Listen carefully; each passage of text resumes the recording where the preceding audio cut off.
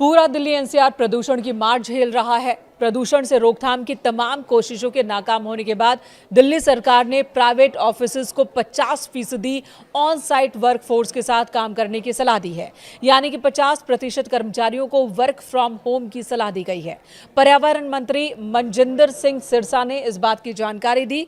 उन्होंने कहा कि ग्रेप 3 के तहत ही दिल्ली सरकार प्रदूषण नियंत्रण उपायों को सक्रिय रूप से लागू कर रही है। सार्वजनिक स्वास्थ्य और वायु गुणवत्ता की रक्षा के प्रयासों को तेज किया गया है। एमसीडी ऑफिस सुबह 8:30 बजे से शाम 5 बजे तक कार्य करेंगे, जबकि दिल्ली सरकार के कार्यालय सुबह 10 बजे से शाम 6:30 बजे तक खुलेंगे। आपको बता दें, दिल्ली एनसीआर में अगले 10 दिन के लिए AQI की वार्निंग जारी की गई है। केंद्रीय पृथ्वी विज्ञान मंत्रालय के तहत आने वाली फोरकास्टिंग बॉडी ने कहा कि अगले 10 दिनों तक एयर क्वालिटी बहुत खराब कैटेगरी में ही रहने वाली है, इसमें कोई सुधार नहीं होने वाला। जिसके बाद डिसीजन सपोर्ट सिस्टम यानी कि DSS के मुताबिक दिल्ली के PM 2.5 लेवल में अलग अलग पॉल्यूशन सोर्स की जानकारी मिली है। दिल्ली की जहरीली हवा में ट्रांसपोर्ट सेक्टर का सबसे बड़ा योगदान सामने आया है। लगभग 15% प्रदूषण की वजह ट्रांसपोर्ट ही है और ऐसे में वर्क फ्रॉम होम नियम से सड़कों पर गाड़ियों की संख्या कम होगी और प्रदूषण में कमी की उम्मीद है। फिलहाल दिल्ली में ग्रेप 3 लागू है। दिल्ली सरकार ने प्रदूषण पर रोक लगाने के लिए 11 नवंबर को लागू किया था ग्रेप 3, लेकिन इससे कोई फायदा नहीं हुआ।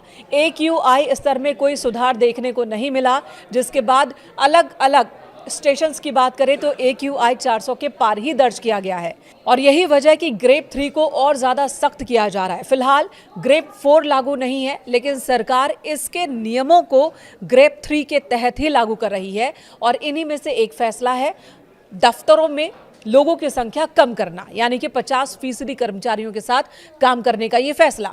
CAQM ने अपने लेटेस्ट नोटिस में कहा कि CAQM ने 21 नवंबर 2025 को ग्रेप शेड्यूल को रिवाइज किया है ताकि इसे और सख्त बनाया जा सके। दिल्ली एनसीआर में एयर क्वालिटी को बहुत ज्यादा खराब होने से रोका जा सके।